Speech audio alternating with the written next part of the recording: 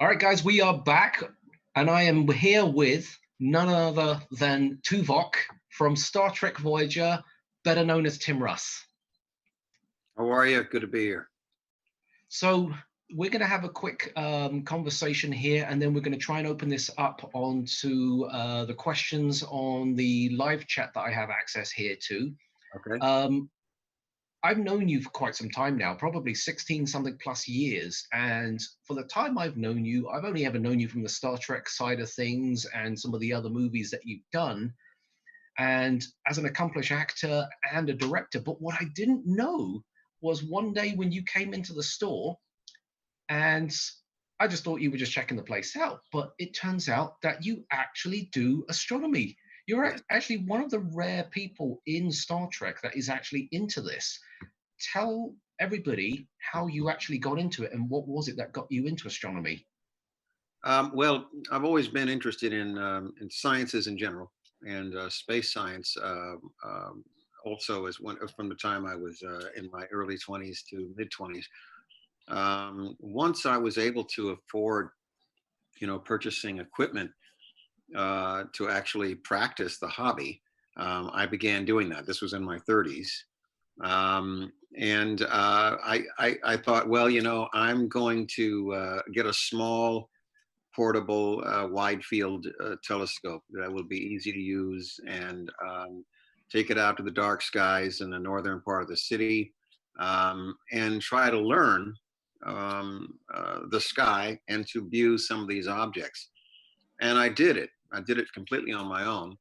I had my star charts and all that, and I would go out and try to find the objects that were in the charts using this wide field, very small telescope. It was at the time, I think it was an Astro scan. But anyway, that it and I was able to do that over a period of time, a few years, and then I started upgrading the telescopes to larger and larger ones, and it's just been an absolute thrill for me. I'm fascinated by it. I've always been fascinated by it, and to actually get practice it hands on as a hobby, it's a thrill. It's really very exciting for me. Um, so obviously there are other people that are into the sciences and the astronomy side of things. Leonard Nimoy used to express quite an interest, and in fact, he actually has a theater named after him at the Griffith Observatory.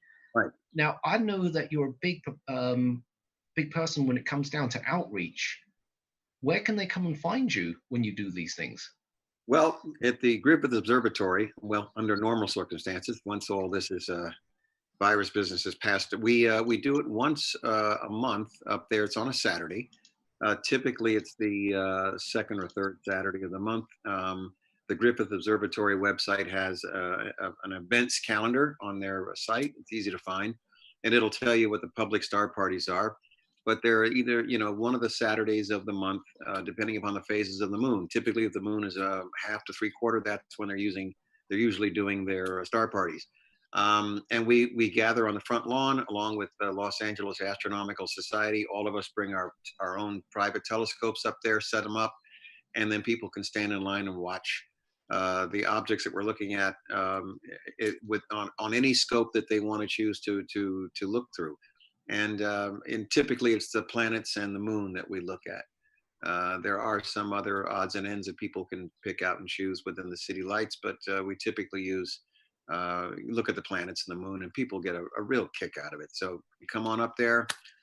I would suggest getting there before the sun sets, just so you can find some place to park. And then it's a really nice outing, especially when it gets warmer. I think this is a question that a lot of people will ask you when they approach you. Is, other than the fact, are you that guy from Star Trek? What telescope do you actually like to use? And I know you own quite a few telescopes. I mean, you're not just the guy that has one scope. You actually have multiple scopes. Yeah, because of course, like any other hobby, you end up expanding your inventory over time. Yeah, if I go up to Griffith Observatory, typically I'll take either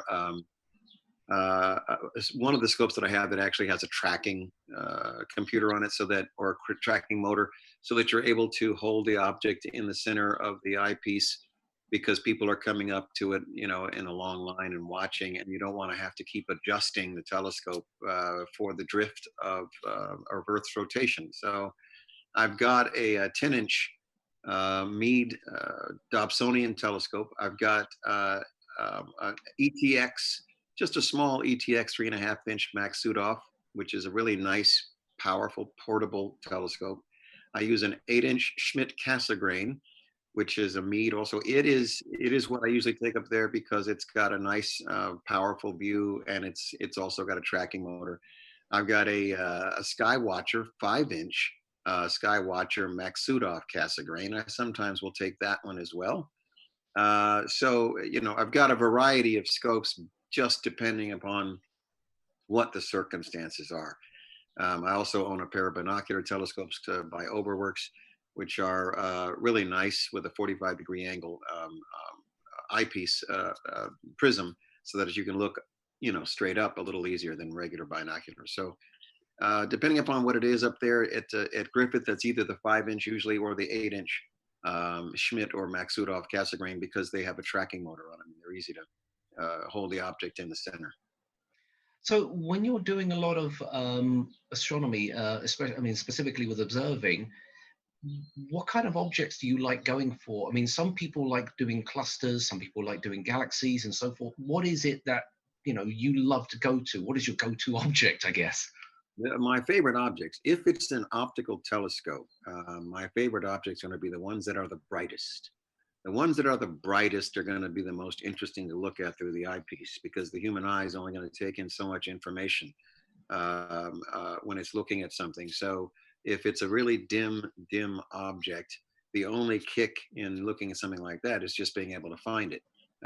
If it's something that's bright, like a brighter galaxy or nebula or cluster, those are the objects that I usually go for. So really bright nebulas. Globular clusters are really beautiful. Those are probably the prettiest objects to look at. There's a lot of them that are really bright, and in the telescope eyepiece, if you push in on them a little bit with magnification, they really are gorgeous objects. The galaxies are more of a fascinating thing to look at, just because you know that they're entire galaxies. And the nebulas are really nice if you've got really, dark skies and you can see the structure of the nebulas. Those are actually quite nice as well. But the globulars are probably the prettiest. They look like giant flowers full of stars. That's what they look like. Totally. Yeah. So Richard here is asking, what do you like about astronomy, visual or astrophotography? And I know that you've only just started to get into astro imaging. I have to go with the optical. I like the visual. I enjoy, being able to see the objects with the naked eye. With the stars in the background and things like. I just really enjoy that. So I'm just starting to do a little bit of imaging, and that's primarily just so I can show my friends and other people what I'm looking at. So my primary objective is going to be visual. And it has been for a while. Do you actually find that there is actually a huge disconnect with people who do imaging over visual? I mean, for example, I almost strictly do imaging, and in so many ways, I feel like when I'm not looking through the eyepiece, it's almost like I'm not a part of it. But my reason of doing it is I want to see the invisible. In other words, I like making the invisible visible. Right. But do you find that there can be a huge disconnect for people who do imaging and not do the visual aspect? Yeah, I mean, it's two different ways of approaching it, and it's basically, it's more or less 50-50. I mean, like you just said, if you want to see something in detail, the only way you're going to get that is through some kind of imaging. If you want to see something, and have the thrill of seeing it with the naked eye, which gives you more of a feeling of being connected to the object, and you get more of a sense of wonder when it's firsthand like that. That's what I would consider and call it. It's firsthand. The photography might be secondhand. It's a different perspective. So looking at it firsthand, you get that more sense of connection to the object itself, and it's in real time. It's also in real time. You're not looking at it later on after it's been able to been processed, and it might be color enhanced and some other things. You're looking at the raw object itself. There is a connection there that makes it more personal and a little bit more exciting. People can walk up to the telescope and look in the eyepiece and see that object. They feel connected to it. If you look at an image of Saturn, it's not quite the same, because you're looking at it secondhand. You're looking at a distance, and it's not the same. It's not the same feeling. So the purposes are legitimate, for doing astrophotography. There's a purpose for that. You can get information out of it that you cannot get with the naked eye. The downside or the flip side of that is you don't have that same personal connection. So it's just going to be a matter of, which the individual is really interested in doing. And it's also a challenge to do astrophotography, to try to get a really good exposure image of an object. And it's a challenge. It's like going out and hunting for something and getting it. Okay, so we're starting to get the Star Trek fans in. I knew this was going to happen sooner or later. Did your fascination with space influence your decision to audition for Voyager? Absolutely not. An audition is an audition. I could have just as easily been on Baywatch for 5 or 6 years. Literally, that could have happened. So it didn't make any difference what the project was. It was a project. And if you're a working actor and you're surviving by doing that kind of work full time, you will take what comes across the table. It just happens to be coincidental that I pursued astronomy and have been interested in sciences and space sciences in particular, even before I auditioned for the show. So nothing but coincidence on all of that. Just out of curiosity, did any of the other cast members knew that you were into astronomy, and did they come out with you? No, not until after maybe a couple of 3 years on the show. I think one day I brought my smaller ETX telescope to the set. I brought it right to the soundstage and set it up outside to look at the moon, and it was either Jupiter or Saturn at the time, and they got a big kick out of that. But they had no idea that I was pursuing that hobby until that time. Yeah, I'm friends with Garrett and Robbie. Robert Duncan McNeil, for those guys, and some of the other cast members, and it's interesting how their affinity for science fiction is different to yours, and it's almost like your career has almost been like just driven by it. Tell me, or tell the world, should I say, a little bit about how the astronomy has influenced and actually helped you in your career. Well, as a matter of fact, I recently had the opportunity, because astronomy is a hobby of mine, to actually be a contributor on the television show NASA's Unexplained Files.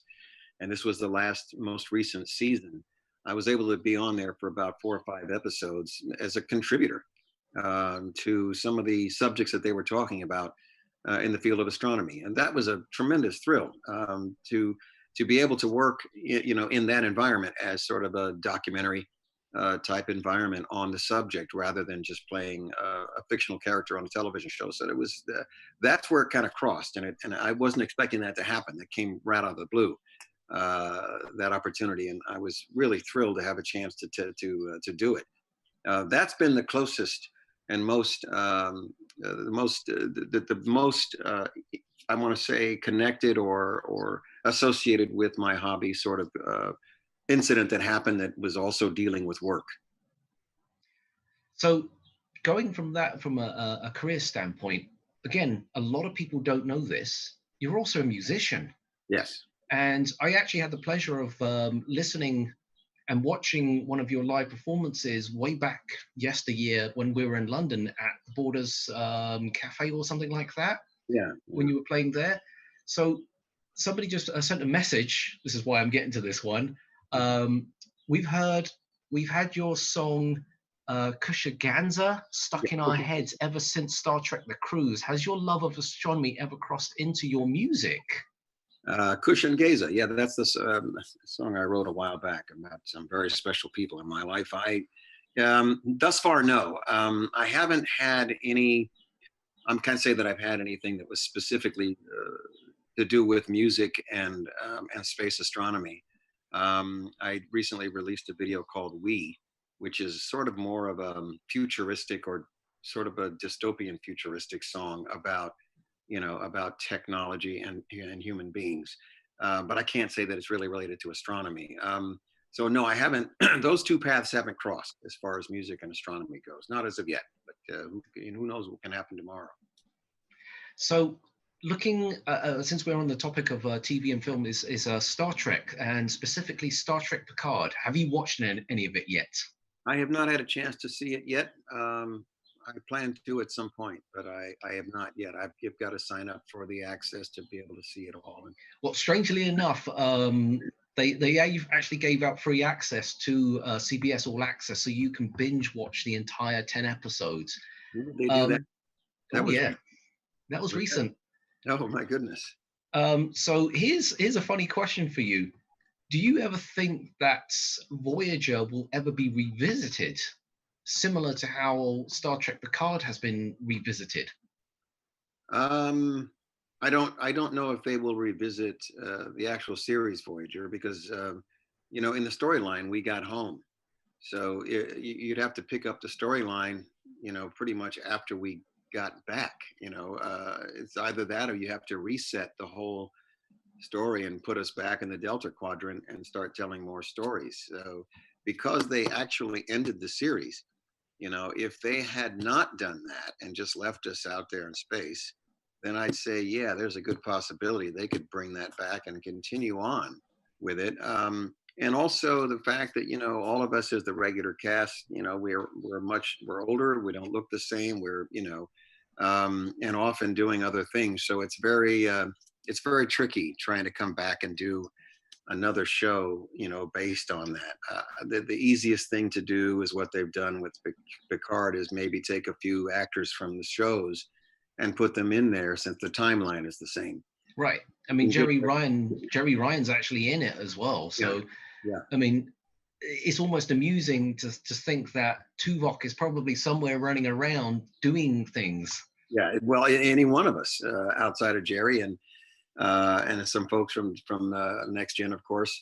It all depends on we could be doing anything as characters, and the format or the platform for us to come back would logically be Picard because you could revisit us in several different capacities, assuming our characters have gone off and chosen some other career path, or maybe they stayed in the Federation, maybe they got a desk job, maybe they became diplomats, ambassadors or something, or maybe they retired. I mean, who knows? That would be the way to, I think, integrate our characters back onto the screen in some series format. I think Voyager would, you'd stuck because we came home already. So it's not going to be the same show. So going back to the astronomy side of things, Elizabeth here says, what's Tim's favorite double star? My favorite double star is going to be Alberio, isn't it? In the constellation Pegasus. It's a beautiful double star, two different colors, and it's got decent separation, so it's fairly easy to see. There's one in Andromeda as well, which is really pretty, and there's one in Cassiopeia. But those are the three I typically go to in the summertime because people are really fascinated by them. They really like them. So those are the three that I look at. Once again, it's in Cygnus, which is basically the head of the swan. It's that star. The star in Andromeda, and it's the farthest one out. And then the one in Cassiopeia. And each one of those stars has two different stars of different colors, which really makes them pretty. And of course, I'm always on a search for the next really nice one. So, right. Yeah. Mike from Asteroid Hunters is asking, who is your favorite astronomer that you like to follow or study? Currently, there are a couple of them. I don't necessarily know all of their names, but the ones that I usually follow are the ones that are the contributors for the documentaries on astronomy. So if I'm watching Discovery Science, I'm watching some of the shows like NASA's Unexplained Files, on some of the shows like How the Universe Works. is one of my favorite, and they keep updating that documentary series every year or two. They update it, so they're dealing with new phenomenon, new discoveries, new ways, new technology that allows them to search and to explore and to study objects out there. Those the contributors on there, and there's about 4 or 5 of them that I see regularly that are some of my favorites. So what I would say is, and I can't recall all their names right now, but they are modern day astronomers, astrophysicists. Some of them are studying quantum physics, some others. And those are the ones I really, that I follow currently. So I would focus on, looking at them through those shows. That's Discovery Science. It's on cable. And the shows is How the Universe Works. That's the one that really covers a wide field of subjects, and in depth and always updating. And those astronomers that appear on there as contributors regularly are the ones that I tend to really like to watch. Have you ever considered creating your own astronomy-driven documentary for a TV show or anything like that? No, I mean, if what I would consider is if there was an offer to come on board to host some kind of science documentary that to deal with space and this kind of thing, I would consider hosting something like that. If I was approached and offered the opportunity to do so, I would do it. Excellent. Have you worked with Bob Picardo with the Planetary Society? And that Yeah, comes from Frank.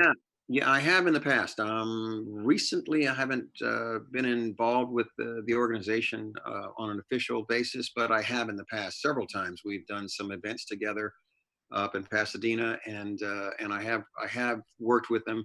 I did one with Bob up at the Griffith Observatory. It was about 3 years ago, where we went up there, and I worked with Laura up there, who was the in charge of the Griffith Observatory. I worked with them on this. Bob came up and we sort of did a tongue-in-cheek sort of thing with the telescopes in the front lawn, and then we went up and looked at the large refractor that they have in the dome, and we were back and kind of goofing off and getting crazy, and that was a lot of fun with him to do that. And then we did a podcast right there that night on the roof of the observatory. And this was all part of the Planetary Society's and the Griffith Observatory, sort of a combined sort of program that they did that night. And that was a lot of fun. It was great because Bob is got a really witty sense of humor, and we were able to inject some humor and comedy into it. But we did that. That was the last thing I did with him, and that kind of so it was sort of a co-op thing with the Planetary Society and Griffith Observatory. So do you actually still keep in touch with the rest of the cast? I mean, I know a lot of them are still pretty busy with their own day-to-day lives, but do you actually keep in touch and just pop out of thin air and say, hey? Oh, well, usually what happens is I see them at the very large conventions that we are invited to. If they all make it there, that's when I usually see them. We just did a Star Trek cruise recently, and a lot of us were together, and I haven't seen these guys in a while. And we all live in different cities. So, now it's some people live on the East Coast and some still in the West. And so I don't get a chance to see them that often at all. Once in a while, it'd be an email exchange or text or something, or it's going to be at the conventions when we all show up at, do these events for several days, and I can hang out with them and catch up and have a chuckle. So that's usually when it happens, typically. I mean, I know you got along with certain cast members, and I know that you guys used to play practical jokes on each other on top of that. Tell me one or two stories of some of the things that you've done to other cast members, because it's so out of character for Tuvok to be doing that thing.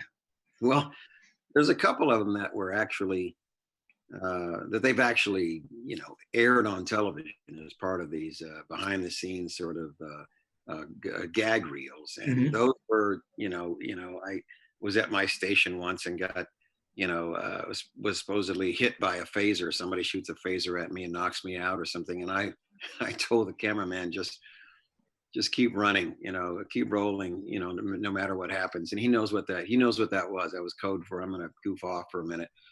And so in the shot we did the take, and they shoot me, and I take about 3.5 minutes to die back there, bouncing all over the place in the console and back and forth, and finally that,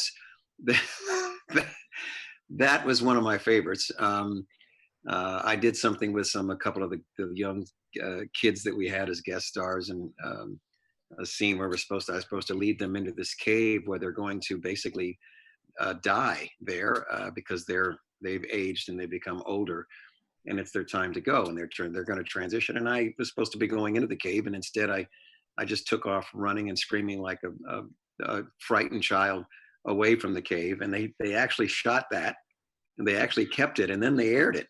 Ended up putting on the gag reel. And I've done stuff to try to crack up my entire cast all at the same time. I think on one of these dream sequences shows that we had, where he was having a nightmare about showing up on the bridge with no clothes on, and so I tried to make them laugh when the camera was on them, and it's all of them at the same time. I dressed in my robe and flashed them to see if they would, if I could get them to crack up, because they weren't expecting that. And and it worked, and they held for about 5 seconds, and then they broke. So yeah, there were moments when I did some things that were, it's 16-hour days, man. You got to do something to break up that monotony. Tell us about some of the other projects that you have up and coming. Well, specifically, I can't say the details about them because they are still under wraps. But I'm working on a science fiction project right now with John Mott. He's a producer who goes back as far as the beginnings of Star Wars. I mean, he's worked with all those guys and here and there between now and then. He's really smart and very meticulous and very sweet. Working with him on a science fiction action adventure feature film. It takes place fictionally in the story. It's based on the actual location of our closest star, Proxima Centauri, and that's sort of the location in this story. And it has to do with management versus labor. I'll just say that much. And it's a very cool story, and it's got it's got a lot of action and some drama, and it's a female lead character is the lead in it. Also working on a series project that takes place today and has some science fiction elements in it, but it's more based on sort of Marvel superhero kind of thing. And it's I'm working with a company here in Los Angeles, Global Genesis Group. We're working on pitching it right now to a couple of the streaming networks, and that one's really cool because it hasn't been done yet, and I cannot let the cat out of the bag, in the discussion because of the details of it. They want to keep that under wraps until they get it done, but it's a really cool superhero bit, and it takes place today, so it's very cool. You were actually on NCIS. Yes, I did NCIS because I was it had to do with my music. That's one of the cases in which the music overlapped the acting. And it's the reason why I continue to play live and I continue to keep performing, because you never know when that's going to cross over. They gave me the offer to read for the role. I read for the role. They wanted to cast me in it, but they wanted to know if I played guitar, blues guitar, for real. And I said, yes, I do. They said, send us a sample of what you do. So I recorded myself playing and singing, and that's what got me the job. And sure enough, when we filmed the episode in New Orleans, of all places, it was great to be there. And they flew me out to work with local musicians who were also in the storyline. And we worked in a studio for 3 or 4 hours the first day I got there. Then we went and later on and filmed the actual scenes of us playing these 2 or 3 songs in the episode live. They recorded and filmed it live. We didn't pre-record it and then play just playback. So that's why they wanted me to be able to play. And that was one of the more exciting, appearances on a show as a guest star that I've had in a long time, because I got a chance to actually not do the acting bit, just that, but also do the performing and do it live with musicians from such an iconic city like New Orleans, playing blues and stuff. It was just fantastic. Great week. Mike is asking, what is your favorite telescope, or what is your go-to telescope that you always go to grab? Um, yeah, a lot of times the reason you have so many different scopes is because you use them for different purposes. So typically, my go-to for dark skies is the 10-inch Meade Dobsonian. That's the one I usually take because it's got a wider field. It's got a big 10-inch mirror, so it gathers a lot of light. It's real simple and easy to use. And Dobsonians are designed to look straight up and down, which is Right. a neat trick when you're dealing with an equatorial mount or on a different telescope. Up and down is always a pain in the butt. And so is looking north, looking to the north side of the sky because of the way the tripod is designed. So the easiest scope to use in those situations is a Dobsonian. You plunk the base on the ground, you put the telescope tube in the base, and you're pretty much done. It's quick and easy to set up, and you can look anywhere in the sky. You've got a great big 10-inch, you got a big opening in front of the scope, so you've got a nice field of view when you look through it. It's easy on the eyes, and it gathers a lot of light. There's no computers, there's nothing that's going to go wrong after you've driven out to that spot, for an hour and something to get there. Everything's going to work. So that's one of my go-tos for dark skies. For in the city, if I have a lot of other people like at the observatory who want to look through the telescope, I typically don't take that one. I take the 8-inch Schmidt Cassegrain, which is it's got a motor in it, and it's very powerful for its size. I can get right up on the planets close and see a lot of detail if the viewing is good, and it tracks. That's the one I go to for that kind of viewing. If it's in my backyard, then I don't use either one of those. I'll take either a 5-inch Maksutov outside, typically because it's easier and quicker to set up to go ahead and look. So it depends on where you're going to be viewing and what kind of viewing you're going to be doing. That's why you end up with multiple types of telescopes. Okay, so before we wrap up on this, because I have to get ready for Richard Wright, who is going to be on at 2:00, I'm going to put you on the spot here. I know that you're a Meade ambassador for Skywatcher USA, and you have the AZGTI. Right. As a bit of a fun thing, your character is Tuvok, Yeah. and you are trying to sell a AZGTI to a bunch of Ferengis. Well, yeah. I understand that you're concerned about the price. You must understand that it isn't really about the price, it's about what you get for your money.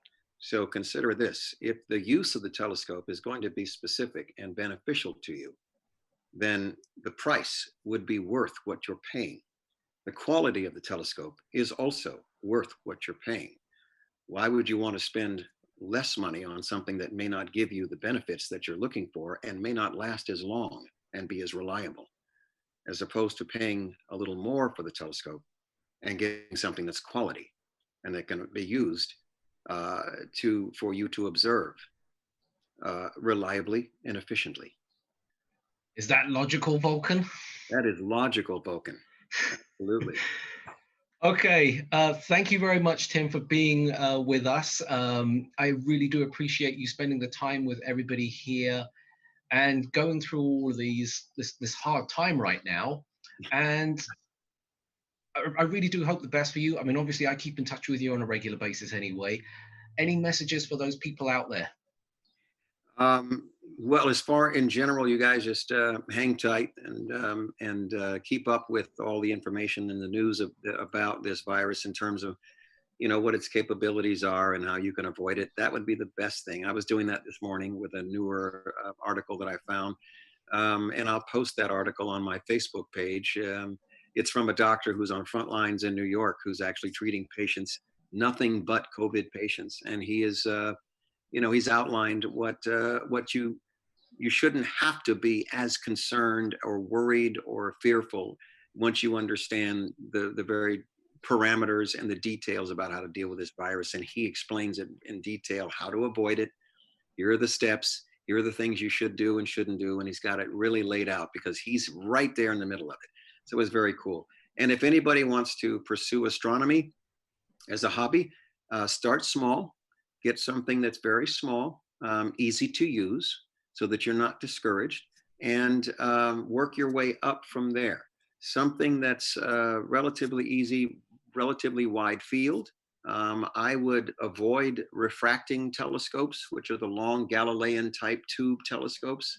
They're very tricky and difficult to use. I would go with something like a small Maksutoff, a small 4 or 5 inch mirror, Dobsonian, something like that, that are portable and easy to use. Something small, simple, easy to use.